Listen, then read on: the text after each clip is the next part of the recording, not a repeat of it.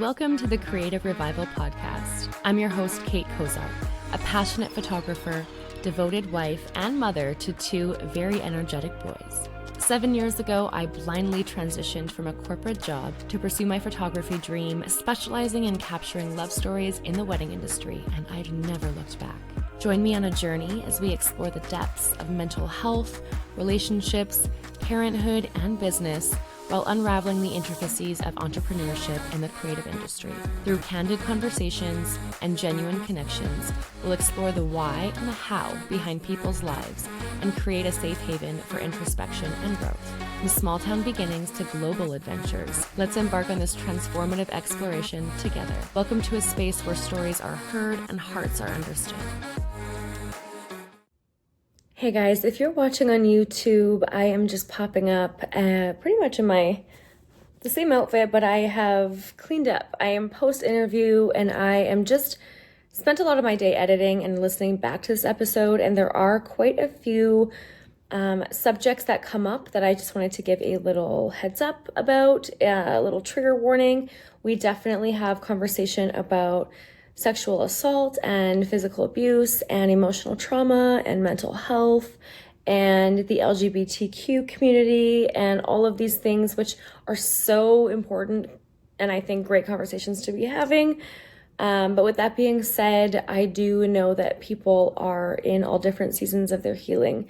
So if these are any sensitive subjects at all for you, I encourage you to just look at the show notes, look at the key chapters, and just skip through those parts and I guess indulge in the rest of it, because the other conversations that are had outside of those certain topics are also fantastic, and I think something that you may take something from. So again, thank you so much for tuning in, and I'm going to just get right into the show as it was recorded. We can forget this happened. But I did a workshop out there. That's what got me out there to begin with, in Joshua Tree. And so that was the first place that I got out of my little sheltered community and city and province, and I got to feel like I was fully accepted as an artist, and I was around other people that were just like that, and I had never felt like that before. So I was like also struggling with the fact of, how can I be here somewhere that's away from my husband, away from my kids, and feel more me and feel more happy and content than ever. And that was what I had to work through. And that was a bitch, but it was really needed. So LA was kind of like, it was my haven. And now it's kind of my reflection place where I'm like, wow, like I learned a lot about myself there. But yes, just, I was called out a lot. They're like, process. There's a couple things. I like it. I know. I love your guys' accent too. It's so weird. Terminology is just it's tweaked. Okay. I want to know what the next year looks like for you, Tara. Business, life. What are you really excited for? What do you got coming up? The next year, wow. The next year is very friends and family focused. So slowing down was really scary. I said a lot out loud. I was like, this feels wrong. Right. Because I'm used to doing what you're doing right now, working every weekend. And I was like, that is what I know. And that is what feels safe. So this feels unsafe. And only for the fact that I was worried about making money. For sure. And knowing that I was making money with a quieter calendar didn't matter, because we associate stress and anxiety with success or failure. That's a whole other thing. Yes. Yeah, that's like so deep to go into. But I think also for Americans, we associate, if you're not working every day, if you're not working 9 to 9, if you're not like bleeding your job, the hustle culture, you're not doing enough. Yeah. So that was really hard, being like, okay, I'm going to slow down and I'm going to focus on my family and focus on my friends and myself for the next year. So that looks like I still have a crazy wedding season, but it's a lot smaller. So I have a crazy September, a crazy October. I have weddings sporadically throughout the summer, which is really nice. And then my big wedding for the year is Iceland in November. That So is, that's the one that I'm really excited about. yeah. Are Um, you guys gonna make a little trip of that? I know Vanessa's going we're with doing like you. a full family Oh, I trip. love that. Yeah. Yes. So Iceland is Vanessa and I's place. We go once a year. Oh, We love it. what? Oh yeah. Like it's just the best. It's the best. What do It's you like, love? What is it about Iceland? I've never been. I'm so curious. oh, you need to go. Oh my God. I'm down. Is it, do you guys do something every year that you go back? Like, do you have things that you love to do there? So Iceland, I don't think Iceland is for everyone. I Okay. think Iceland is definitely for people who like to be alone. Okay. Um, it is landscape is just stunning. It's just gorgeous. You can't get anything better. Uh-huh. Every movie and TV show that had a vast landscape, like Game of Thrones, Yeah. Star Wars, anything like Yeah. that, was filmed there. The food is exceptional. There are so many Michelin star restaurants God. in Iceland. Hmm. Um, and the people are just so nice. They're so welcoming. But the flip side, the Hmm. weather Hmm. is cold It's and chilly. rainy. Yeah. Yeah. It's not like the beach. So Right. if you're a sun person, if you're a beach person, Iceland Hmm. might not be for you. But Yeah. we love it for that reason too. Like I could I live in love a that. sweater all day long. Hmm. I would I love know. that. I live for the cozy vibes. I'm like, can we just be comfy all the Yeah. time? My Iceland's clients like know me cozy for vibes. that. Yes. Okay. I love Yeah. it's. It reminds me of maybe what Scotland would be like. Like Oh Scotland is yeah. kind of known to be chilly and cold and a little dreary, but beautiful. Beautiful. Oh, I'm so excited. In the next year or two, my husband and I really want to figure out and target like our bucket list places. And I am like all over. I'm like, well, I kind of want to go everywhere. And so this is good. I like to hear about places that you guys like. Yeah, Um, if you need an itinerary, I have the best one. oh, I'll be hollering at you. Absolutely. Do you guys have travel coming up outside? Just you and Vanessa outside of work? Do you guys do anything for um the summer in your downtime? we uh no. Like my No. parents moved, they picked up and moved to Florida. Why? I don't fucking know. Okay, that was I my feel next question because your parents came in, your family was just in, and I was like, where are they yeah. coming from? Okay, Yeah, my Florida. mom was visiting. So we grew up in Pennsylvania, and then during the pandemic, my parents just decided they were going to pick up and move randomly, and they decided they Okay. were going to move to Florida, and so they left. Now they're discovering that Florida sucks, and the political climate in Florida really fucking sucks, Oh my and God, so no they way. are having such a hard time making any friends Oh, because the people there don't yeah. believe the same things that they do. It's a Like very Pride different Month is world. coming up, Hmm. and my mom has a bunch of pride flags that she's going to put in her front yard. Hmm. And we did it last year, and you better believe within like 12 hours, somebody complained. Are you serious? Oh, Just within the 100%. community that they're living in? Yeah. Wow. Culture, So it's so we, different. oh yeah, Florida just, Florida Oh just boy. sucks. Um, but with that being said, because my parents are there, we go there during the summertime for a couple weeks. So that's what we do. Okay. We don't leave their house. We don't We go stay. anywhere else. We barricade ourselves in the fucking. No, I'd be Yeah. surprised. I'm shocked that you're not running down the fucking streets waving your flags, being like, Well, guys, like, what the yeah, hell? and it's interesting. It's interesting when we go there because Vanessa's from Florida. Oh, Yeah, she's so from is she Jacksonville. used to this, I guess, maybe. Well, yes and no. It was one of those things where you don't really know the truth about your community until you're out of it. Um, So she knew, but not entirely. got And it. then when she Yeah. went into the Marine Corps and she left, Mm-hmm. it was like hindsight is 2020. Like, oh my God, Wow. now I'm seeing all the things. That's probably hard for her to process too, because that was home for so long. And then I think, yeah, that's It's part of also hard. hitting It's also hard because there's pockets of Florida that aren't like that. Like for sure. Miami is nothing like the rest of Florida. Right. Miami is its own little We're community host. and Yeah, ecosystem and, you know, whatever. It's just unfortunate that the political stuff affects the whole state. absolutely. Yeah. Yeah. Well, I'm sorry you guys have those experiences still, and I know that, I hope it just fucks off completely with time. Yeah. And I think we've come a long way, but I love that you have a community. Do you have support within your family? It sounds like you guys both Oh do. yeah. Yeah, we Like, do. I do. I have support. My parents were very supportive when I came out, and uh there's a funny thing that happened when I first came out. I was 20 years old, and okay. my parents' neighbors were over for dinner one night, and a neighbor just asked my dad.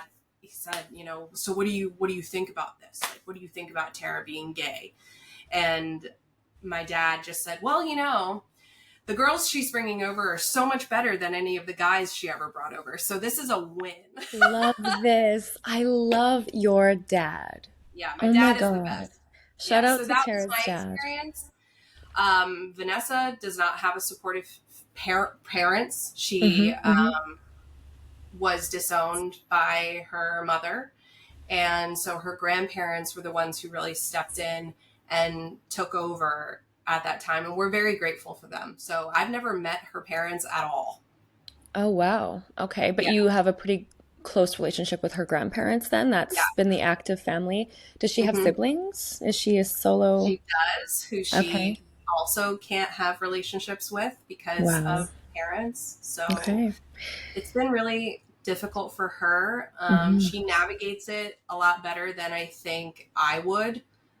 She's Absolutely. a very strong person, and Hmm. because she has her grandparents, I think that is a really great outlet. She also has cousins and other people who are very supportive and like who attended our wedding, and they love her deeply. Amazing. And she seems to be pretty close with your parents too. So I think that gets a lot of that support just that she needs from a parental kind of point of view, maybe from them. And you have a brother, and I know that for those listening, Tara's family just came in. We were going to do this on another day, and it just didn't work out. It was But so crazy. Yeah. no, this is perfect. This day couldn't have been better. But no, I love that. Is your brother all in? Like, are they close? Everyone has welcomed her in with open arms. Yeah, That's amazing. everyone is welcoming. Like I said earlier, Vanessa is so different from anybody else I ever dated, like Yeah, completely different. yeah, yeah. But Refreshing. oh yeah, they see her and they're like, oh my God, she's actually a good person. This is something we love. Can She's a you, good. the last question I'll ask you about Vanessa, is just I want to know about, I'm a wedding photographer and I just want to know about your wedding. Can you walk me through your wedding day? Like, where was it and how did it go? And maybe one of So your favorite moments. we got married at a restaurant that we love. We did not want a traditional wedding at all. And I feel like if you're a wedding photographer, you either go that route or you go like super traditional because you One want million all the percent. things that you've seen. For Mm-hmm. me, I didn't want any of the things I had seen. So we got married at a restaurant. It was 75 people. It was pretty small. Perfect. Um, we had a ceremony on the patio. It was in April, so it was like 56, 60 degrees. It was like our nice little cool weather. Um, our theme was Miami themed actually Fuck because yes. Vanessa is Hispanic, and so we wanted to bring in all of her culture because we knew a lot of her family wouldn't be there. So we Love did a that. lot of Spanish on the signs. We did, you know, Hispanic music. We had disco balls everywhere. Everyone Oh was my God. instructed to wear something that was very Miami, I and love it. I included like inspiration pictures on our website. I was like, Hell we yeah. will follow this like fashion Yeah. direction. Mm-hmm. Mm-hmm. Everyone showed up. Everyone followed through. It was amazing. We had the best DJ. We had the best everything. I got so drunk. Yeah, you did. Did you make it to like the end of the night? You know what I mean? Like I Did I passed out. physically make it? Yes, I made it out of the building. You got it. Got it. Mentally, You were there's done. yeah, there's Yeah. photos where I can definitely see. I was like, okay, I remember this. I remember this. This is fuzzy. I don't remember this. I have no memory of that at all. What's your drink of choice? What's Tara getting drunk on? Oh, it depends. Like, It are you a depends on tequila girl? it depends on the vibe. So like Okay. if I'm out to dinner with friends, it'll probably be like prosecco or something a little fancy, Ooh, like yeah, yeah. Pinot or something. Okay. Um, if I'm out, it's Mm-hmm. like tequila. It's definitely Oh my tequila, hardcore. gosh. You're Yeah, I felt like you were a tequila girl through and through. yeah, I love that so much. I'm gonna, I guess, leave this with one big question, and then I have like five like quick little rapid fire yeah. little tidbits. This has been so fun, by the way. So thank you It's for been hanging so fun. out. Like I don't Okay. want this to end. I know, me neither. I'm like, can I just come fly to you and we can just actually hang out in person? So like now, like, what would you tell yourself as a little girl? You know, going through all the things in the mind that you knew you had, everything that you were thinking and feeling, now knowing who you are, what you've kind of done, everything you've accomplished and have overcome. There it is. What would I you would tell Sarah? I would tell myself you are beautiful because that was something that I really struggled with. And Mm-hmm. I have looked at photos of myself as a young girl and just been blown away by the fact that I didn't think I was beautiful Mm-hmm. and or thin or busty enough or my hair like all of those things, and I look back and I'm just like fuck, my Yeah. mind was so warped and so brainwashed by the media and the expectations of what we had to look like and all of that crap. Mm-hmm. And I'm just like, I was so hot. I was so hot. Yeah. You And still are. I didn't appreciate it. And Yeah. I'm just like, oh my God, did I waste so many years of my hotness on worrying? So that would Mm-hmm. be one thing. Mm-hmm. Mm-hmm. The other thing I would say to myself would be really careful with your body. Be really Okay. careful about the decisions you're making sexually with Mm-hmm. men that you don't know, with men Mm-hmm. that you think you know, with all of those things. Like, Mm-hmm. be more careful. Mm-hmm. Honor Mm-hmm. yourself because I Listen to did. your intuition. Listen to Yeah. yourself. Thinking back, I mean, you mentioned it, and I don't know how much you want to go deep into that, but when, you know, your experiences with those men that did those horrible things to you, did you have any red flags and anything? Like, was your body intuitively telling you anything thinking back before it all kind of No, transpired? No. no. Okay. Yeah. And Yeah. And I, the first one was my first week of college. I had just moved awesome. into the dorms, and he Welcome. was Yeah. and he was an upperclassman, and he found out a class that I was taking, and he was like, "Oh, I took that class, and I can help you study." And I was like, "Great." Granted, like I thought he was cute, and I was like very attracted to him, and I Yeah. was like, "Oh You're my a God, pro. Yeah. an upperclassman is giving me Mm-hmm. attention." Mm-hmm. Not to mention, he was point guard on the basketball team, and I was like, "Oh my God, this is like." This is awesome. Yeah. What I did it. Yes. I did Yeah. it. And then, Yeah. I went to his apartment, which was off campus, and he forced himself on me. And it was really one of those things where, you hear stories about people who freeze and you're like, why didn't you fight back? And Trauma responses are so different. Mm-hmm. I froze. And like Mm-hmm. for years, Mm-hmm. I looked back and I was like, why didn't you do anything? And I really Mm-hmm. had to dive into therapy about like, it's okay that you had that response and you don't need to feel guilty with Mm-hmm. the fact that you froze. And Absolutely. and so that was the first time. And then the second time was 3 months later, and I was drunk. I was so drunk. Yeah. And Yeah. it was my it was my boyfriend's roommate.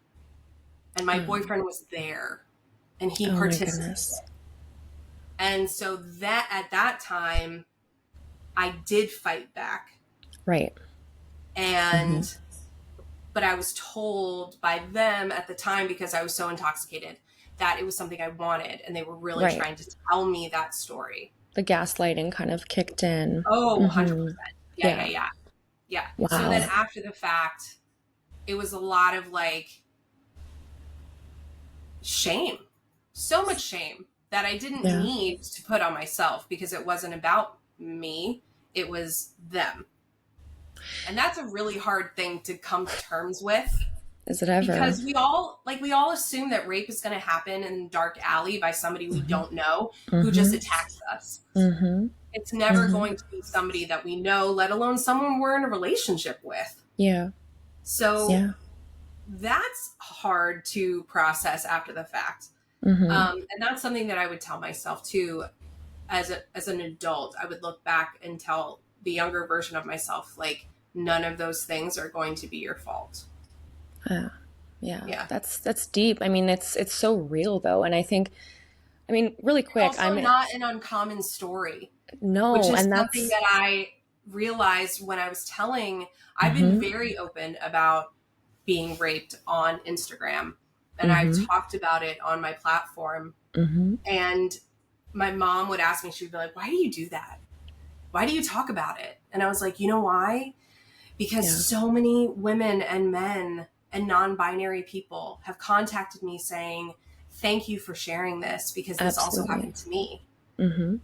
And Yeah. you think of people who have been sexually assaulted, I think that there's this stigma of like they're someone who is in a hoodie and their hood is up and they've got dark circles under their eyes and they're like cowering and they've been Yes. abused and they look Yes. like a victim. Yeah. They don't look like a successful woman who's running a business. You don't think Absolutely. about that. Mm-hmm. So I want to put that out there to be like, look, this is so fucked up and this Yeah.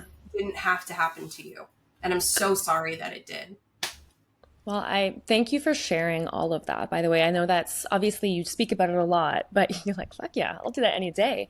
But I know that, going through this kind of stuff, if we have the capacity to speak about it and help somebody, that's what Yeah. we are doing. And that's why I love having these conversations. And that's one of the reasons I really wanted to get you on, because I knew we would just talk a lot more about other things other than like technology and cameras and all the fun Yeah. things. But Yeah. no, I love that about you. And I think anyone listening, first of all, I'm in therapy and I'm in the thick of learning about trauma responses. And you're absolutely right. I think there's five, and correct me if I'm wrong, but it's like there's flight, where you peace out, you're like, I'm out of here. There's fight, where you're going to fight back. There's fawn, where you are like, you freeze and you kind of want to accommodate to that person. And like there's so many different reactions to trauma. So understanding that in yourself, I think, is so important to try and maybe protect yourself in the Uh-huh. future. I don't know. I mean, I've never had that experience, Tara. And so I know I won't ever be able to really understand it, but I love that we can at least open up that conversation on the creative revival today, because that's such a good one to have. Well, and if anything, the thing that we can all, anybody who's experienced trauma in any facet, Mm-hmm. we can connect on how we respond to trauma Yeah. Yeah. and how we're triggered by other things. So it Absolutely. doesn't necessarily have to be the same trauma, Mm-hmm. but being able to talk about like, well, this happened to me, and when this happened to me, it made me feel like this. And now as Mm-hmm. an adult or somebody who's more self-aware, how are certain things affecting me now that are triggering, and how can I better communicate that? Like being in I discovered that like I was in so many fucked up relationships Yeah. because I was choosing those people Mm-hmm. intentionally. Because you were addicted to the trauma. That's what kept you safe. That's what, It yes. was Yeah. also something where I knew that if I picked people who would hurt me Mm-hmm. or who would leave me, Mm-hmm. I was safe from You were in being, control. yeah. Mm-hmm. Yeah. And we No, fall, I mean, I was falling into like the victimhood of like victim mentality. Like I didn't choose these people. These yeah. people happened to me. And it was a Mm-hmm. huge life changer when I started to accept the fact that I was choosing them. I was like, no, no, no, you're not a victim. You had full Wow. control in this Mm-hmm. whole thing. And that's one of the things that allowed me to welcome someone like Vanessa into my life romantically, because if I hadn't tackled that before I met her, we Mm-hmm. would have never worked out. Tell me about that's interesting to me because of you said how different she is, I think, just in every aspect of what you've previously dated. But you having, trauma from relationships, I'm not sure about her, but what did that look like for you two to figure that out? Like, what was your biggest challenge? Obviously, she knew about all your trauma, right? It was hard, man. Yeah. Like they talk about, I had heard that like the healthiest relationship is going to be the hardest one. Mm-hmm. And that never made sense to me until I was in it. And then I was like, dude, this sucks. Whoa. Yeah. This sucks so bad. Because she gave me a safe space to work through my shit with the reassurance that she wasn't going to leave me while I was dealing with my shit. Got it. So one of the things that I had to deal with in the beginning part of our relationship was the fact that sex was something that I used as a tool. Right. In the past. I was doing things and participating in things that I thought the other person wanted, and I was being somebody that I thought the other person wanted. And never, not once, did I give myself the opportunity to think, what do I want? And who am I as a sexual person? Right. And so when Vanessa and I fell in love, I found myself being like, okay, well, I don't have to do anything that I don't want to do. Because this is safe. It's just safe. So what do I want? What is my relationship with sex? What is my relationship with my body? And we went through a long time where we weren't having sex because I had no relationship to sex anymore. Yeah. I just shut off. Yeah. And she gave me the reassurance that she was never going to leave. So I had space to figure my shit out. Yeah. So that's something that happens when, I mean, from my experience, when I got into a healthy relationship, I was able to figure my shit out. Yeah. And not perform. I think people too think, okay, I'm out of this shit now. I'm out of this trauma and this storm. And now I have this great relationship. Now it's just going to be great. It's like, no, now you have this great relationship that hopefully that one person can walk with you through this storm now, because get ready for that. It's not just gone. It's not just done. Now you have to work through it. And a lot of the time you're in it in these horrible relationships, and then you're out, and then you start to process, holy fuck, what was I doing? Or what was that? And that looks different for everyone. So yeah, it's not just sparkles and sunshine when you finally find that person. Yeah. And the other difference is that the other things that she opened my mind to was, one, she believes in God, which I don't. And that interesting. That was something that we had to talk through. Two, she doesn't drink. Got it. And I had been what a virgin alcoholic my whole life. Yeah. And I had spent time with only people who were drinking the same way that I was. Wow. And I was only dating people who were more addicted to things than I was. Yes. Yeah. So I could feel like the good girl. The good person. Yes. Yeah. Yeah. Yep. Whoa. And whereas I had slept with an unbelievable number of people. Yeah. She hadn't. She had been very selective, sacred about herself, and like all of these things. And I couldn't believe that I was finding myself in a relationship with someone who was so different. Yeah. Whoa, I can't even. That's a big one. That's a lot of shit to take right off the hop and say, okay, we love each other so much, so we're gonna work through all this and figure it out. That's such a journey. And we just did. Yeah. Where are you at, if you don't mind me asking, with your faith now? Like, are you still like, does she give you space to respect the fact that you don't have a relationship with God, or have you kind of found that? Or like, can you tell me about that? In the beginning, when we did have the initial conversation, because you have all those beginning conversations, right? Like, yeah. Do you want kids? Do you want marriage? Do you believe in God? Whatever. And I grew up in a household where science was king. God did not exist. Got it.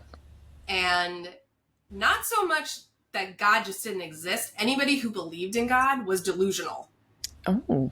So it was like doubling down on that. Yeah. And that was something that I also was dealing with as an adult, of like, I want to hold space for people who do believe in religion or God or whatever.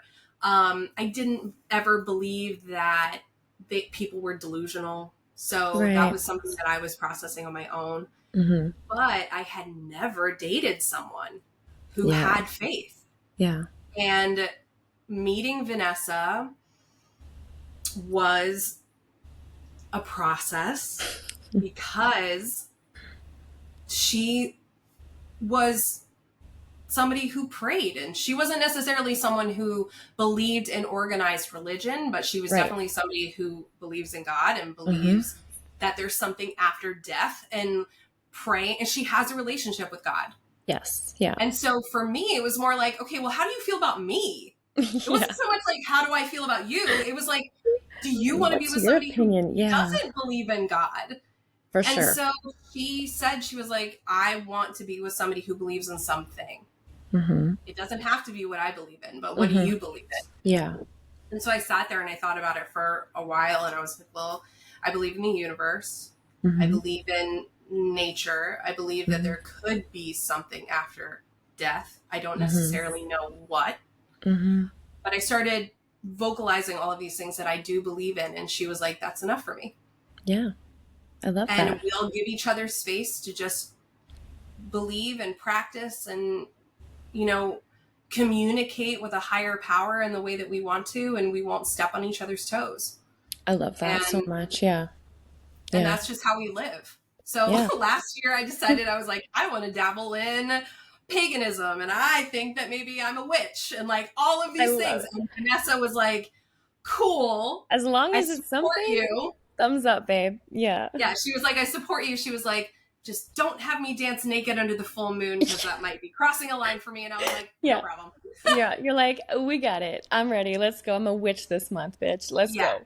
I love it. I think that's so important. I mean, whatever works for you works for you. But I was just curious about that because that's a big, big thing. Like, my husband and I were very into faith, but we're not into the religion, like you kind of mentioned, and the Yeah. segregation and the rules and live like this. And I think just as long as you're a good person and there's a lot more to that, but I'm not going to get too deep into the religion, but that just made me curious about that. And so, yeah, that's interesting. I didn't I'm like, realize that about. we could go so deep about I it. know, I know. I was like telling my husband, I'm like, listen, I'm talking to Tara Beth today, and this woman likes to talk and she likes to It give her could go opinion. anywhere. It could exactly, and it could go any which way. The one thing I knew for sure is that we would the majority of this conversation would be in agreement. We would be on the same page with things, but curious on that. So no, I love that. Thanks for sharing all that with me, Tara. I'm trying to think because I want to ask you like 5 quick questions. I asked you about that one. Okay, let's just do it. Let's play a quick game, a little rapid fire. I'm going to dive in Okay. just really quick. And you can get into it as much as you want, or it can be a one-word answer. Okay. Are you ready? Yeah. Let's go. Okay. First up, what are you shooting with? What's your favorite lens? I shoot primarily with the Canon 5D Mark IV. Okay. And I love my 35, my fixed lens 35. Your fixed lens? Oh, Mhm. okay. I love the fixed lens too. When you're at weddings, do you have one body or two on you? I usually just have one. I have more than one nearby. Yeah, for sure. But I primarily shoot with one, and I only shoot with the 35, and I really love movement. I love having to move, and I feel like a lot of photographers rely on zoom lenses or multiple bodies or whatever because they don't want to have to move. For sure. And I want to just like get in your face. I want to feel the frame. And I also think that can also feel more cinematic when you're shooting with one lens because you only have one frame.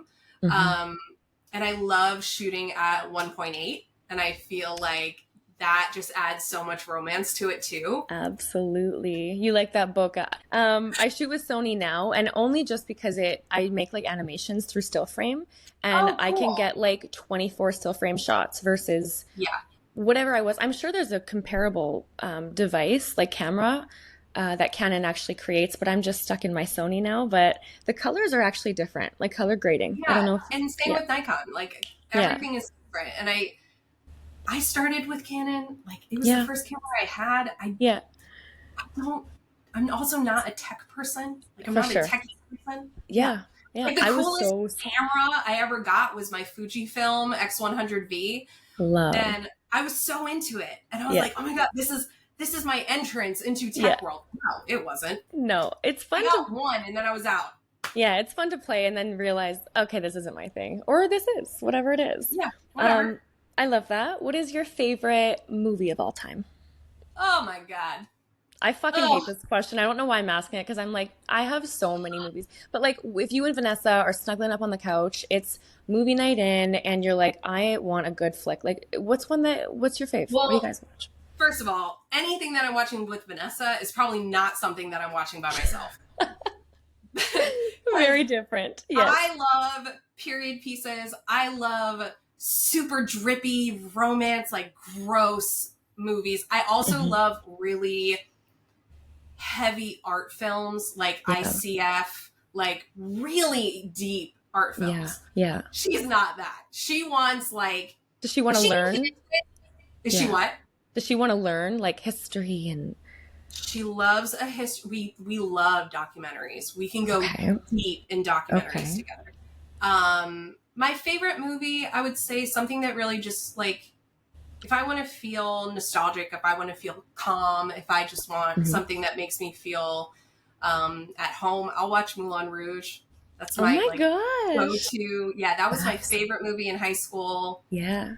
Yeah. I love what watching movies that we watched in high school can do. Like it just that nostalgia kicks in and you're like, who am I Yeah, today? I and love like I was this. a Disney kid, so any Disney movie, any Oh, were Pixar movie, you? Oh, I yeah, love that.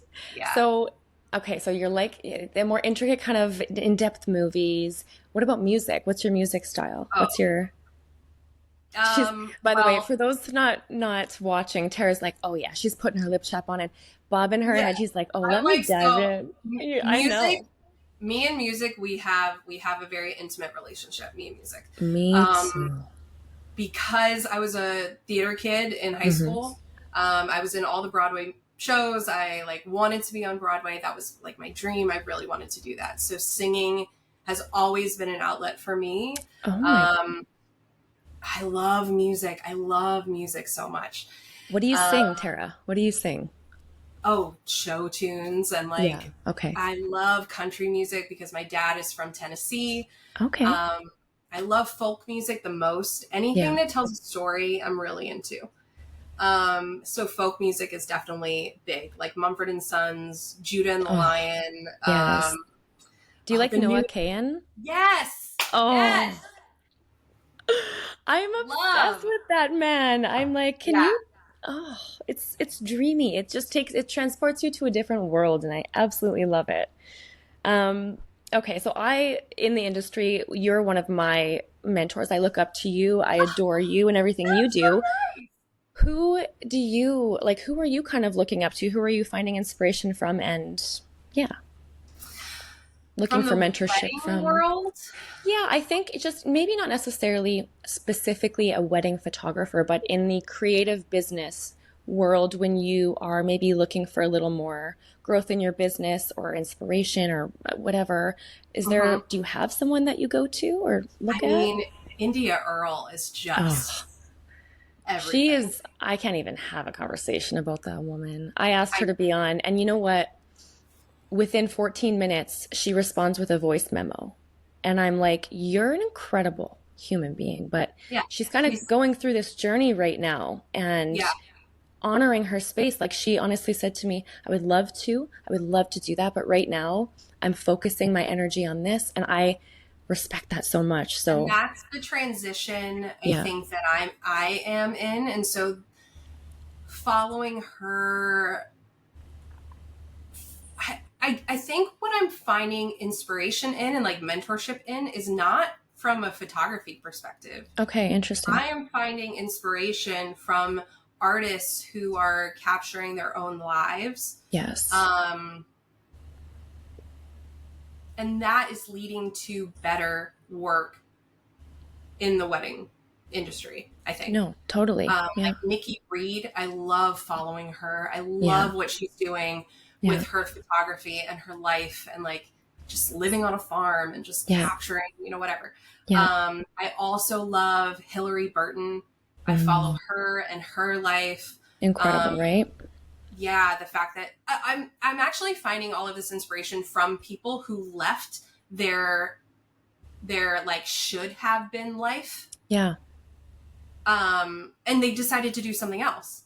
I Yeah. love that. Or Yeah. doing what they're doing, but doing it unconventionally.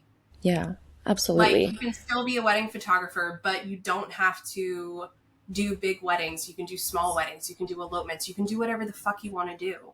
Yeah. Those people are my people. Yeah, absolutely. And I love that people are showing up a lot more like that these days, at least on my platform. And I'm seeing a lot more of it. And I'm like, thank you. But I couldn't agree more with you. And like, India just shared a post and, you know, the trauma that she's been uncovering and stuff. And I'm like, thank you to all of the artists and creatives who say, hey, I'm gonna give myself a little bit of space to Yeah. rebuild so I can show up and be the best creative and person and mother and whatever roles you're having. You know, it's so heavy. I Like, also realized that I didn't want to take photos anymore for myself after mm, a decade of doing it for work. I like had no self-portraits, you interest mean? or like of my life. Oh, I got it. I was Yeah. known in my 20s as the girl who always had a camera around because I Yeah. loved taking photographs. Yeah. And then I started doing it for work, and all of a sudden I wanted nothing to do with a camera outside of the weekend. And Right. I was totally disconnected from my Mm-hmm. passion Mm-hmm. because it was a job. It became work. Yeah. Yeah. Mm-hmm. Yeah, that was my biggest fear with getting into this. And I was like, oh God. I mean, the only reason I started my business was I was so depressed and I was so anxious to the point, this was before I was on medication. But I was stuck in my fucking bed and I had a great job. Like I was in corporate. I loved what I did. I was really good at what I did. But I don't know, there was a shift in me and I was stuck in my bed. I could not physically get out of it. My husband's like, you need to take a little bit of time. Like, how can I, support you? Like, what do we need to do? And so I took a little bit of time and then I was doing a little bit of just my photos and with my phone, like I didn't have a camera. And he's Mm-hmm. like, babe, you have this time now. Let's really make the most of this. Let's go get you a camera. And he sold his truck. And this man is Wow. a godsend, but he sold his truck and I YouTubed or like Googled what camera do I buy? And it was like Yeah. Canon Rebel. I don't know. YouTube how to use that. And so, yeah, we've come a long way, but he is like such a big part of um, Wow. my team, my support team. That's So beautiful. it's Yeah, I have a crazy. similar story like with Vanessa. She didn't sell anything, but um, Well, when we were living in North Carolina, and I wasn't shooting yeah, because nobody was getting married. I was right. in a definite rut. I Yeah. was just Hmm. so depressed, and I'm sure Hmm. so many people felt that way because I think that a lot of people assume their identity is their job. Yes. And when you Yeah, can't do your job, you all your of a sudden failure. lose yourself. Hmm. And I was really struggling with that. So Vanessa is not someone who was like an Instagram person. She doesn't like being photographed. Everything I am, she's She's not not. in the best way. That's maybe why it works. I Yeah, don't know. I'm like, I want all the attention. I want you to give me all the compliments. I want all of these things. And if you give her a compliment, she gets so uncomfortable. You guys like Um, level each other out maybe in yeah, that. Yeah. yeah. That's So crazy. she told me one day we were living in this little house before dogs, before, being married. And she was like, Yeah. what do you need? What do you like he said, what do you need? Yeah. And I was like, I don't know. And she was like, what is a photo shoot you have always wanted to do, but you never had time to do, or it was too difficult, or whatever? And I Oh. was like, I have always wanted to take a milk bath photo shoot with like flowers and, fruit or Yes. whatever. Yeah. She left. She went to the grocery store. She bought 2 gallons of milk. She bought flowers and she bought a bunch of fruit. And she offered herself as the model Oh my for God. this shoot. So we filled the tub with all this milky water. I cut up all this fruit. We put flowers in it. She got naked, which was like a whole other You're like, thing. I like this actually. Yes, yes. She does not do Oh, nudity yeah. Yeah. and like in front of other people. Yeah. And she let me take photos of her. And it Isn't was that like, it it's was so beautiful. magical. Yeah. Yeah, it's Yeah. beautiful to be able to see that effort that you know, okay, this is out of your element, but this Uh-huh. is how much you love me and this is how much my happiness means to you. Isn't that Her fucking hair, crazy? her hair smelled like Oh, bad cheese for days. I wondered what that would be like. She has a lot of hair too, right? It's She that, has those yeah, tight curls. Spanish Yeah, it got curls, all yes. bad. Holy, I'm dying to see those photos one day. Did you ever share them or was it just a thing for you? No, You I did, did, and hey? I'll send them to you. But they're there somewhere in my portfolio on Instagram, like through the backlog. And But was that it? That kind of helps you find that light again and get into your, yeah, you it know? did because it was Yeah. something creative that I wasn't being hired to do, which Yeah. was how it started. Yeah. Yeah. You just pick up a camera, or you start to sing, or you pick up a paintbrush because you want to do it. Yes. Yeah. And all of a sudden, when someone pays you to do it, changes you. And Mm-hmm. it's very sad. Mm-hmm. Yeah, I didn't have any background with business, and so I was terrified that, okay, if I make this a business, that all of that side of things will turn me like, crush this whole experience for me, and I'm not going to Yeah. want to do it. And I love like come from a corporate background and all that shit. So like I love my systems and stuff, and I'm very organized and I'm very good with all of that tech, but I don't love to do that. And so it's a difficult task trying to take the two of being a creative person wanting to just create art but then also having to figure out the systems and Oh, okay, but yeah. how do I do the business part And when without you're doing it alone, yeah. you're an accountant, you're a web designer, you're a bookkeeper, you Mm-hmm. are a And receptionist, marketing, yes, marketing everything. person. Yes, You're yeah. all these people. You're not just a photographer. So it's overwhelming. It is. Do you outsource? Have you ever outsourced or no? Yeah. I built my website myself from the Did ground up. you? It took me 7 weeks of Shit, YouTubing girl. and like learning WordPress and learning all of these systems. And I couldn't bring myself to pay somebody else. I was like, I can Yeah. figure this out. I can do it. Yeah. And then if you So don't, and then that's the thing, like I did that, but then I also did, something else when I was rebranding and I had a designer come in and design my website and show it. And I still actually have a great relationship with her and she's fantastic when I have questions. But then I realized at the end of this, I don't know how to fucking do anything. I don't know how to yeah, change it. I don't know how to yeah, update. Hey, Christina, can you? So yeah. shout out to Christina at the Buffalo Collective, by the way. She's out of New York Oh, or Christina. yeah.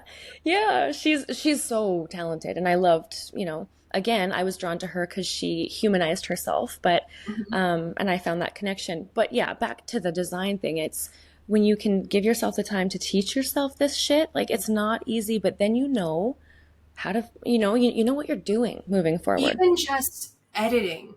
Yes. Like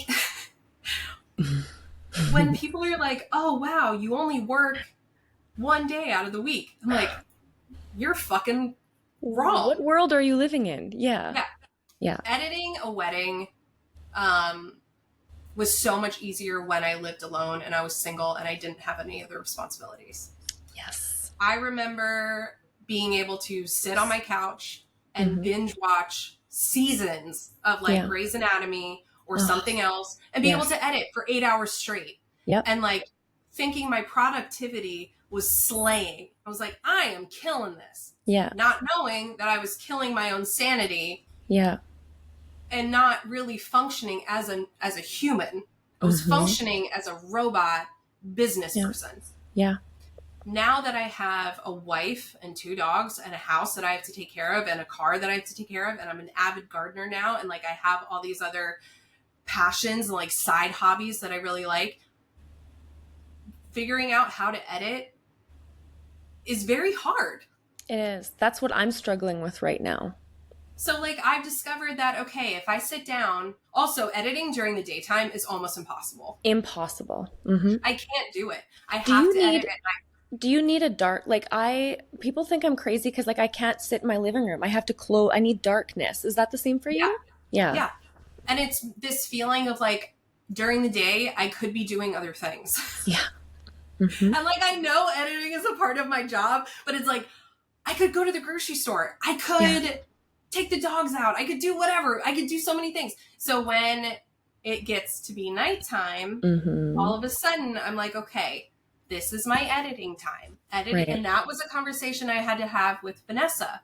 For because nighttime is usually couples time. Family time. Yes. Yeah. Family time.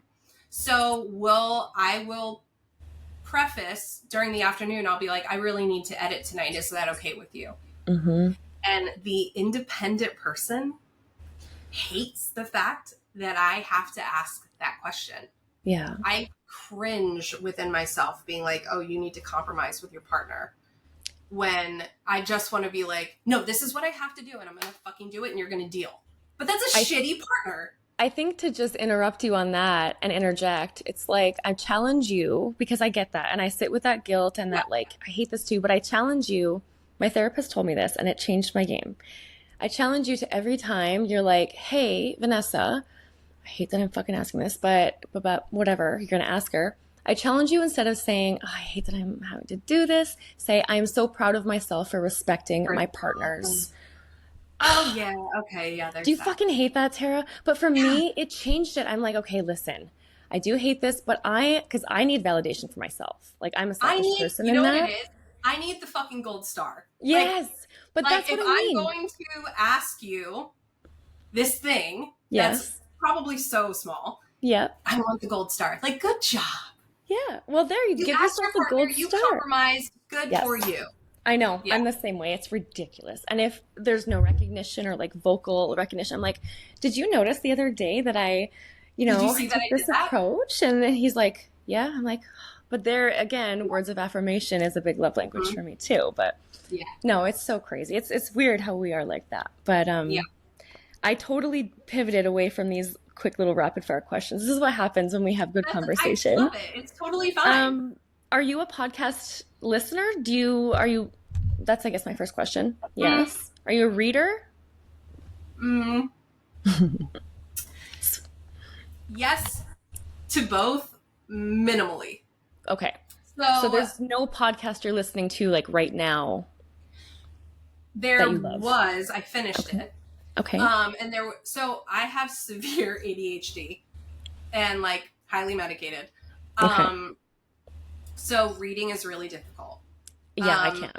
Yeah. Yeah, I can't. My two best friends gave me this book and they were like, you have to read it. And it was one of those. And I was like, okay. And so I got 4 chapters in and I was doing really good. I was reading or maybe I was further than that, but I was reading like a chapter a night. I would lay in bed. I was like very adult, laying in bed, reading a book. You know, that was a thing. Look at me go. Look at me. And then it just stopped.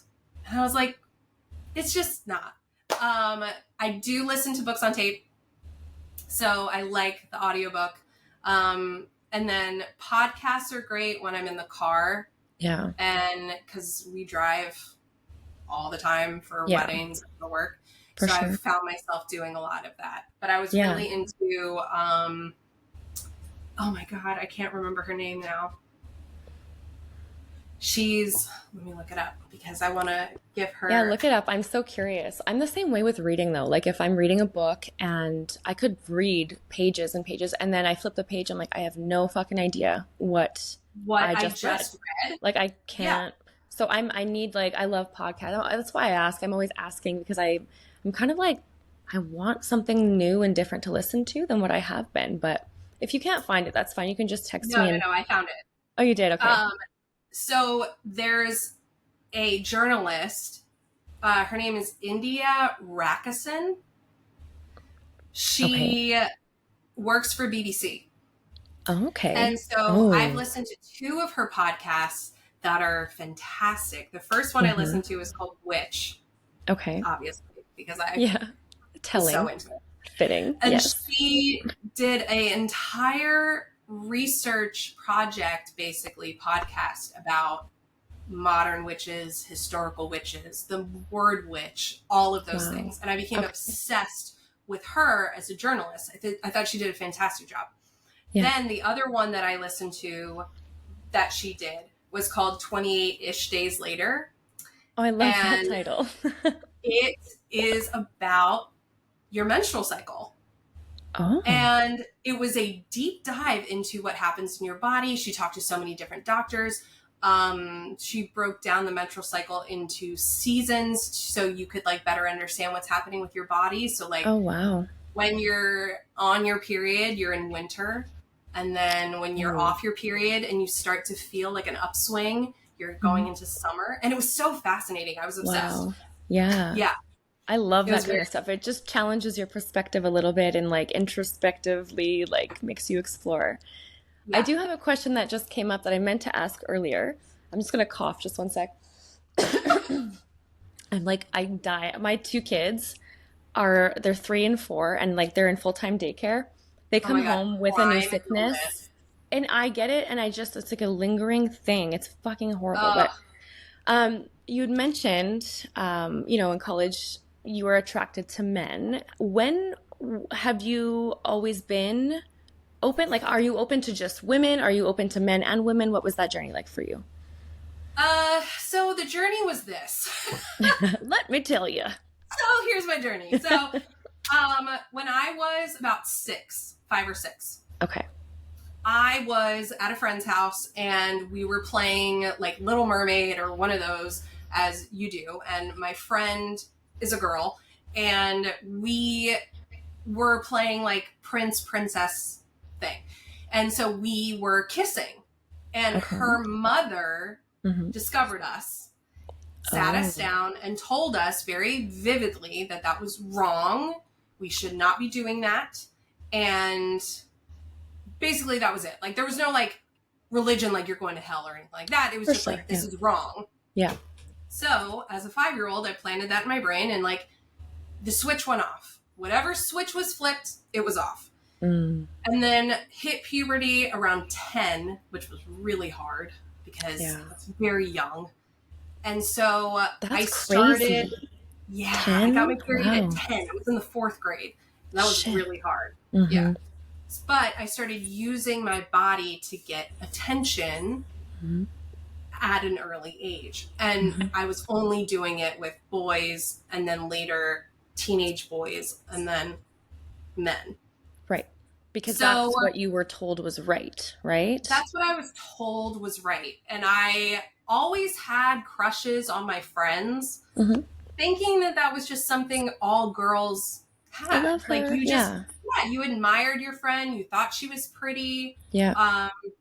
Nothing ever happened in high school. I was never willing to go there. Also, I didn't know anyone who was gay. I didn't know any queer people. The only person I knew who was gay was a boy. Oh, and wow. he was like the classic, stereotypical, flamboyant gay guy.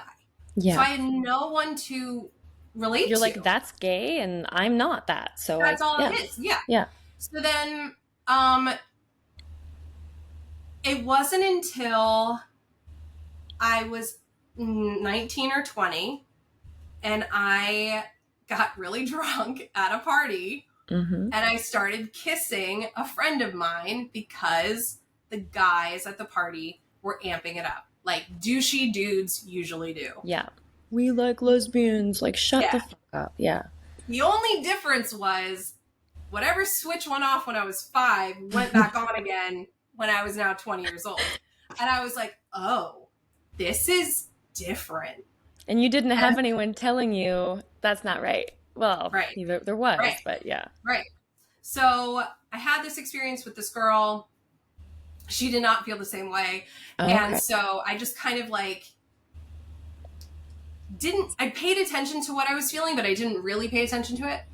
So then I went and I did a study abroad in Scotland for a while. Oh, wow. And being in Europe and being around people who were much more open was a very life-changing. And I met a bisexual woman and I was fascinated. I was like, tell me everything about your life. How does this work? How do you live? And so she was kind of like my guru at that time of my life because I was starting to identify as bisexual.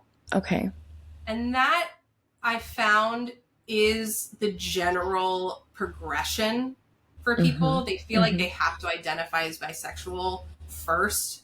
I don't know why. Maybe it feels more cushiony. Like a Like, slow ease into it or yeah, something weird. I Yeah. have like a safe space to land. It's like, yeah, Right. I'm now interested in girls, but I'm But if still that interested doesn't in work, guys. then this, yeah, Yeah. sure. Yeah.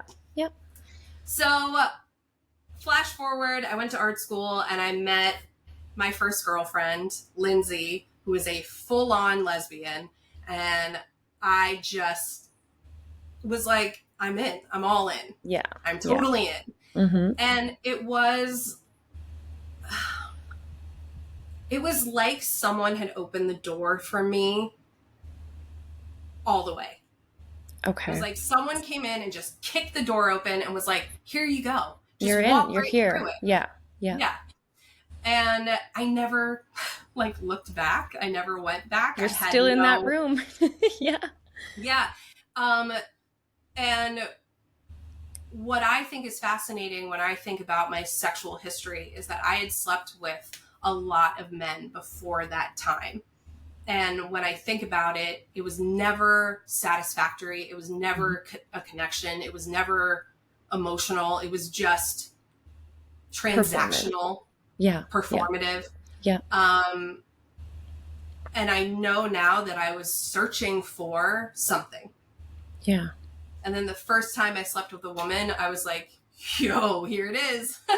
And how old were you when that all happened? I was 20 Okay. when I had that like That realization. door. Yeah. Yeah. Yeah. Wow. And then that relationship that you mentioned that was very unhealthy and that you had kind of gotten out of, was that with a female or a male? All of my toxic relationships, those The were last one all that you women. Oh, really? Yeah. Have you ever been in a long-term relationship, like a serious relationship with a man? No. Oh, interesting. Okay, yeah. That's crazy. So the women, I mean, you get So it from all women aren't sides. You necessarily get it better. from all sides. Yeah. Yeah. They're all Women crazy. suck in their own way. Yes. Well, hey, I mean, I'm not here to just say that just men are assholes. So it doesn't necessarily surprise me, but it is, it's good to Well, know and about it's you. every the joke is like, oh, I'm so like you hear a straight woman say like, oh, I'm so done with men. I'm gonna just date women. Yeah. And You're I'm like, like, it's no, not great over here it either. ain't much different, honey. I'll tell you that. That's so Yeah. crazy. Because all the traits that people assume are just men are Yeah. all they're just human. They're just human traits. Women have them too. Mm-hmm. Yeah. Mm-hmm. Are you femme or are you more masculine? I am definitely on the femme side. You're on the femme. And then I think just seeing like Vanessa's a little bit more of the masculine. Well, Does she like the femme? Is she a little bit of both? so I don't really know how she would personally identify herself right Okay. now. Yeah. Out of the two of us, she's definitely the more masculine one. Mm-hmm. But she's very like equal. She's very neutral. She's, she can play up one side and then play up the other side if she wants to. She's very versatile. Yeah, I've kind of seen her, like I've seen her in her sharp, like, normal look that she's always kind of repping. Yeah. But then I've also seen, I don't know where or how or when, but there's been stuff that you shared of her, like, maybe not in a dress, but like she's got more makeup on or something. And I'm like, oh, Which is also different. That was also something different for me because I was used to dating like super hardcore masculine, like women. Oh, okay. Women. Yeah. And I realized that I was attracted to the aesthetic and not the person. Mm-hmm. Yeah. And so Vanessa was somebody where I was like really attracted to the person. Yeah. And didn't care about the rest kind of came. Yes. Yeah. Well, yeah. I love that you guys found each other. I think that's so exciting. Do you believe in like vow renewals and stuff like that? Will you be doing anything like that? We wrote our own vows. We wrote our own vows for our wedding, and they were super intentional and really intimate.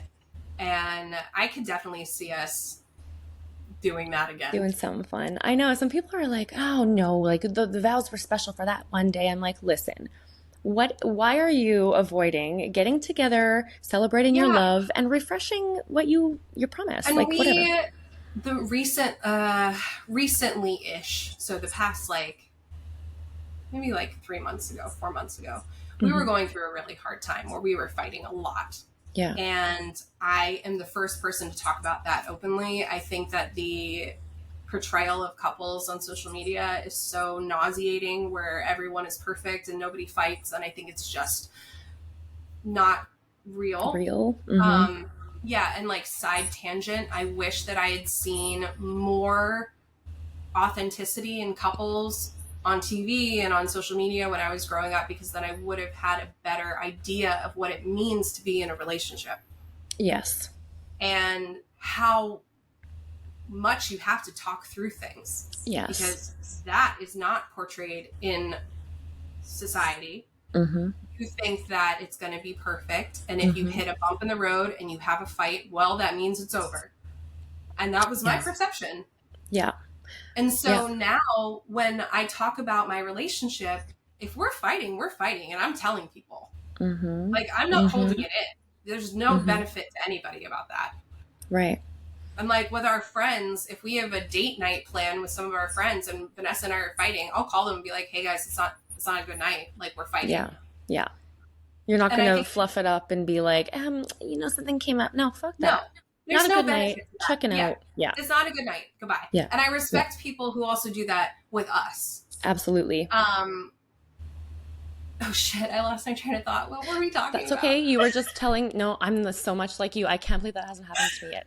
You were just telling me about how, oh my God, fuck Tara. You were just, I promise you I was listening. You were talking about, what question did I ask you? Because you were saying, hang on. Oh God. About Vanessa. Oh my God. Now I'm like black out. Now I'm like, we need to rewind. And I know. Because it was good. Okay. Seeing what love looked like and how it's not just over. Like if you guys get in a fight, you said, kind of side note, you wished shows kind of gave you that. Oh yeah, no, does that help you? There was a point. There was a reason why I was bringing up the fact that we were arguing. Oh, okay. And then here it's coming back to me. Just being open and honest with your friend group and being like, listen, it's not a good night. Yeah, it was something like that. Like we were, yeah. Shit, hey? I fucking hate when that happens. I don't remember why I brought that up, but I did.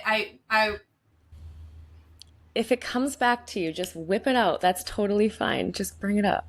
Yeah, there was like a circle back moment of why I brought that up.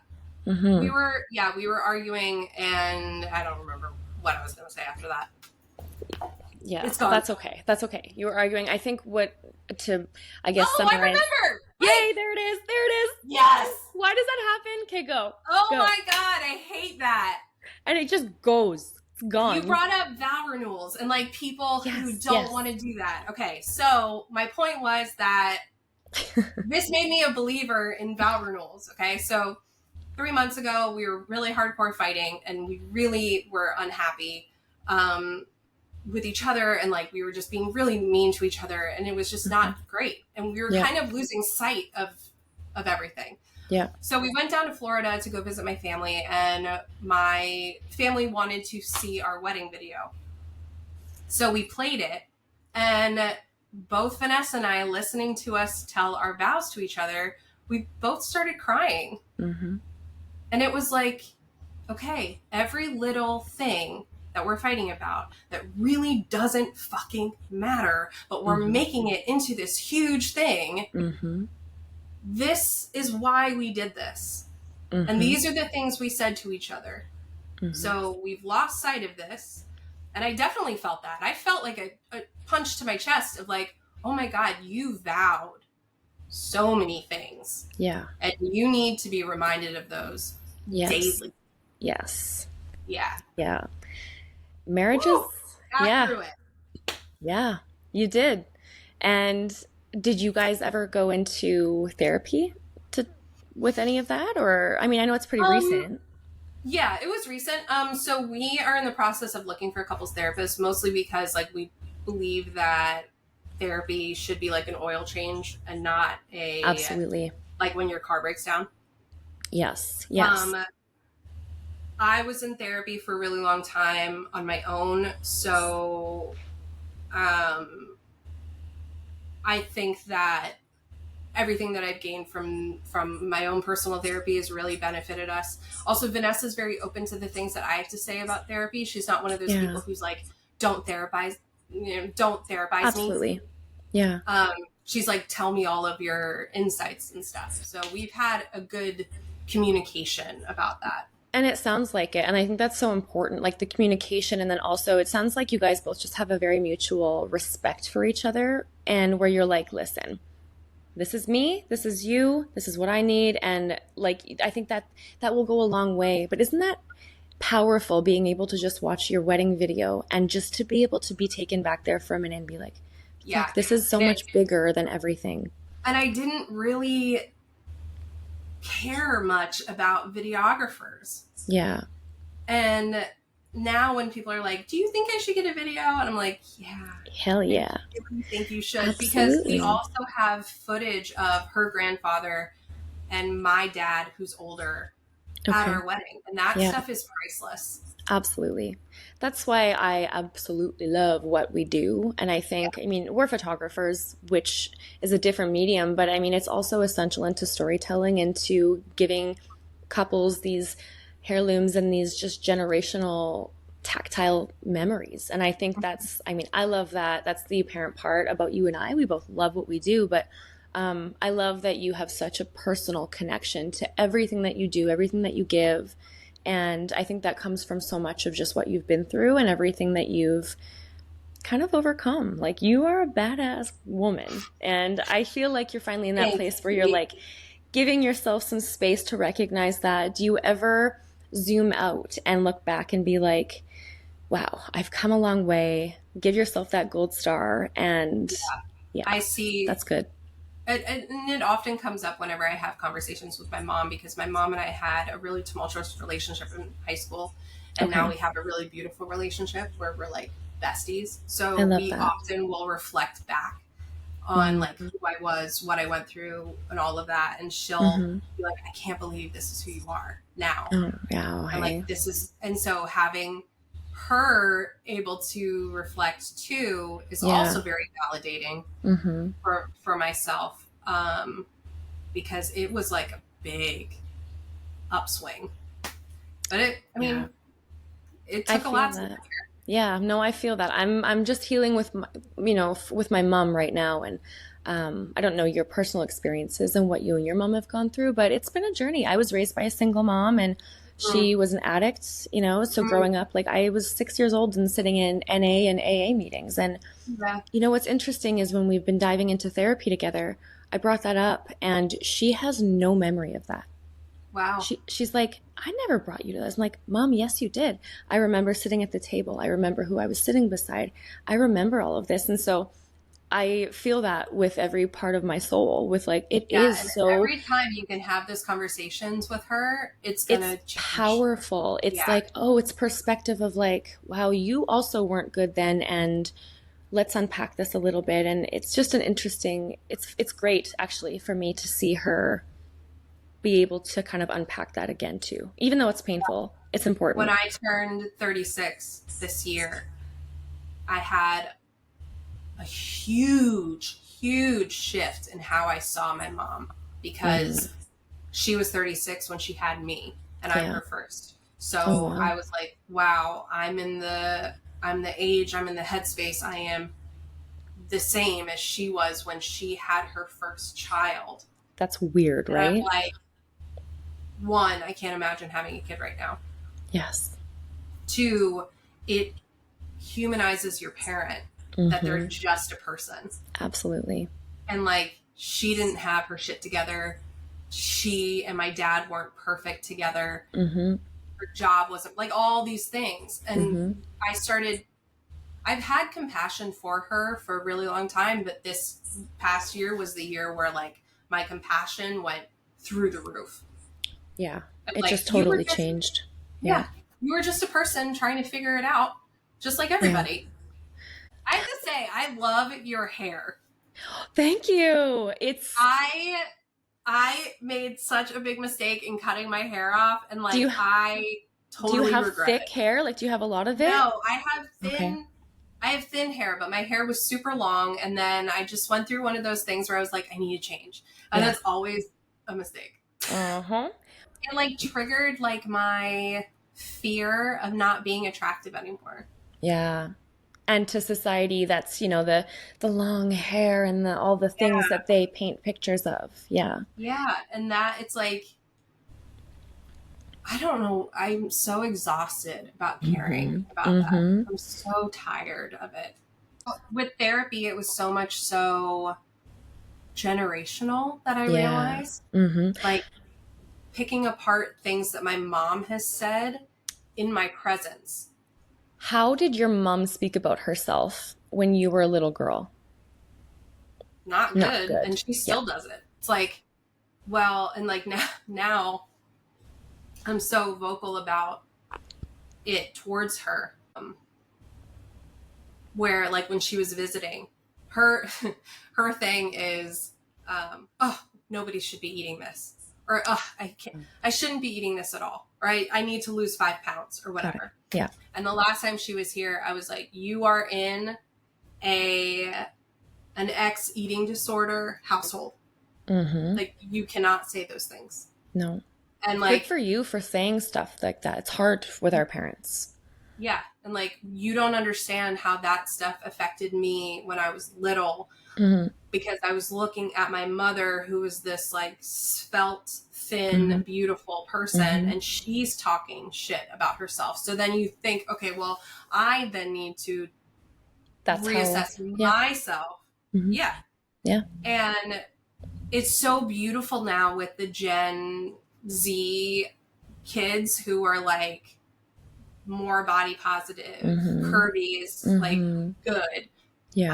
I did not grow up with that. I know. I didn't Yeah. either at all. And I really struggled even more so when I met Vanessa, because Vanessa's 5 foot. Yeah, she's little. Yeah. She's little and I'm Yeah. 5'6". And Uh-huh. so where I had dated much bigger women in the past, Smaller. Yeah. I always felt like the smaller one, Mm. which was feeding my like Wow. self-confidence. You literally went opposite way on every point Everything. with her. Like Mm-hmm. everything. That's so And interesting to me. we had to have so many conversations about like, I don't feel sexy when you're doing this, or when we're doing this, or whatever. And because I feel so much bigger than you. Yeah. And there were times where I was like, can I do this forever? Mm-hmm. Can I like, I love her and I Mm-hmm. love our relationship, but Mm-hmm. the constant assessing my body Mm-hmm. in comparison, because she's also a CrossFitter and she's Yeah. a Marine. Yeah, and she's like all these things. ripped. You guys, if She's you aren't, super fit. if you don't know, if you can't tell, I'm obsessed with Tara's wife, Vanessa, but go check out her Instagram. This woman is a fire. Like she's just fire. And I feel like she's feisty and bold and I love it. And she is. And so when we would like be naked together, it's hard. It's like, it was hard not comparing myself to her level. Mm-hmm. Even though I had her telling me like, you're so sexy, you're so beautiful, you're so this, you're so that. It's like in one ear and out the other. It didn't matter. I have a weird question for you. When it comes to, this is so weird that I just thought about this, but like, I'm picturing you and Vanessa standing naked in front of each other in a little room, right? As a woman, Mm-hmm. do you ever, being with women, do you ever compare your body to theirs because you can connect more, like as opposed to a man? Like I don't think there's ever, you know what I'm saying? Yeah, I don't Okay. compare my body. I've never compared my body with the person I'm dating as a woman. Mm-hmm. It's more so like level of fitness or like weight. Yeah. Like it's never like you're a woman, I'm a woman. It's like just, Yeah. And I think it just comes from like, if you see a woman, for me anyways, I'm straight, but if I see a woman that's beautiful, I'm like, damn, like she's gorgeous. And you like have this. and I right? do that with other women, but it's not never your been partners. yeah. Yeah. I was wondering, Yeah, I'm it's like, never I been wonder. a partner.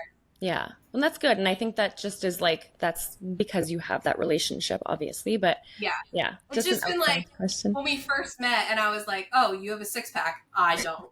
Just so you know, did you know that I don't? Like, are you okay with Yeah. this? Just Yeah. so you know, I don't like to work out and I will never have a six pack.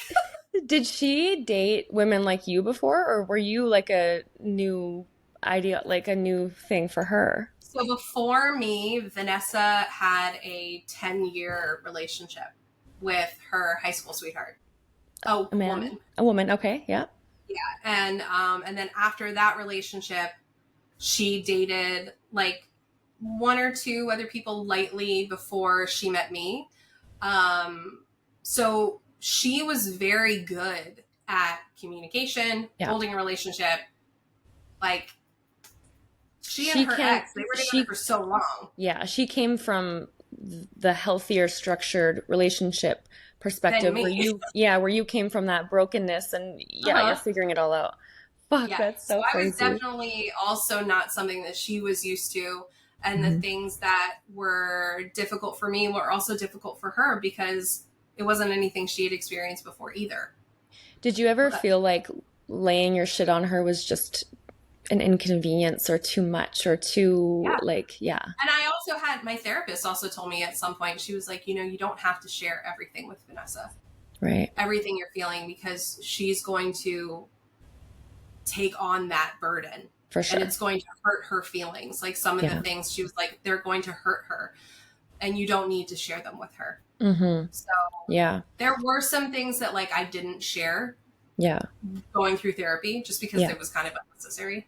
Yeah. No, and that's the hard part too. It's like we all have such a personal journey. It's like what parts Mm-hmm. of it do we share even with the people we love the most and share a life with? Can you, I guess, just tell everybody, first of all, where to find you, how to connect with you, and just what they can look forward to from you? So you can follow me on Instagram at Tara Beth Photography. It's just one word. I'll put Um, everything in the notes too, so you okay. guys can just click. Yeah. Yeah. And then the website is the same, tarabethphotography.com is where you'll find all stuff about me, about my work, about my pricing and all of that. Mm-hmm. And then to come more just fun realness on Yes. Instagram. Like, Yes. don't go and follow me if you're of the faint of heart because I'm going to Lay talk it all about out there, real girl. shit.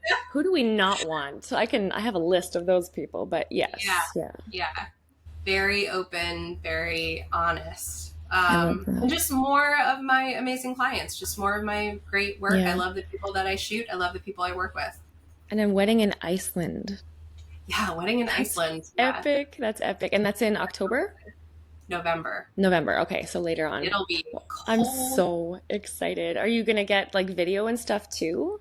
Do you do any video like on your phone, like for behind the scenes stuff? Yeah, Yeah, I'll yeah. do all that stuff. And also Yeah. like Vanessa's now my like behind the scenes person. Hell yeah. I know. Brett's like I have a mountain elopement in BC in Yoho National Park and Mm-hmm. Brett's like we're hiking a mountain and we're going on a helicopter ride and he's like, "Okay, I'm Oh, coming to that one and I'll be your video." I'm like, wow. "It's See, fun, this right?" is what like we have the coolest job. I know. I absolutely know. And you know, it's so thanking God it's way more than just clicking a button because that's the Yeah, thing. You're like, "Oh, you just." I'm like, "No, thankfully it's so much more." I love it's so every much more. part of what we do and the Yeah, experiences we get to not only have but like share with really great people. I love that. yeah. And It's the some of my greatest friends that I've made have been my clients. mm-hmm. Like Yeah, you just like connect. absolutely. I wish there was more people like you in my little community over here, but Well, um but that's the thing. Like I find that when you become an adult, your yeah, friendships also spread out all over the world because you make hmm these connections. And thank God we have technology because now we thank can God. have these relationships with people that we never would have met Absolutely. otherwise. Absolutely. Yeah. Fuck, man. Well, We're if I apart ever, in distance, but we're close together. I'm grabbing her from my screen, y'all. But if I ever come to Philadelphia, you know I'm going to be coming and saying hi to you and Vanessa. Yeah, even And, if you come to New York or wherever's close well, by. we've got some plans. And Yes, I'll come to exactly. Vagina. And good old vagina. Oh my God, my community is, they're gonna love that so much. But no, for real, if you ever come to Canada, like I want to shoot Yeah. you. I want to photograph you and Vanessa so badly too. That'd be Okay. so much Vanessa fun. and I also talk about, are you on the East Coast or the West Coast? Or in the middle? I'm in the middle. Okay. I We am always talk so about, geographically challenged, so I'm in the middle. you're like left, left. Middle. Yeah. We're talking about doing a road trip just straight north to, Okay. I think Quebec is there. Yes, Quebec. I'll Oh let my you know. God. Let me know. Yes, we need to stay connected and stay in touch. And I'm Absolutely. so excited to see everything that you have Same, coming up for likewise. us. Tara, thank you so much for coming on. And I hope that you guys were able to learn something about her, feel inspired, and just connect with her story in some capacity. That is what we're here for. So thank you so much, Tara. Thank And we you. will see you next time. I hope that this conversation sparked something in you, whether it's connection, creativity, inspiration, whatever it is. I hope that you took something away from this conversation today. If there's anything that you'd like Tara and I to, I guess, dive into a little bit deeper and have a bigger conversation, we would love to do that. We mentioned after we stopped recording that we just could have literally talked all day, but we get a little bit sidetracked with our ADHD tendencies. So, again, if there's anything that you'd like us to expand more on or go more into depth about, we would love to connect again with each other and have that conversation for you guys. I do ask, if you enjoyed this episode, please hit that like button, give a comment, subscribe. As much support as you're able to give me right now in the season of building this podcast and this community would be so appreciated. And I'll give you guys a little shout out. So thank you guys so much again. I am so looking forward to next episode and everything that we're about to dive into with that. Until then, stay tuned.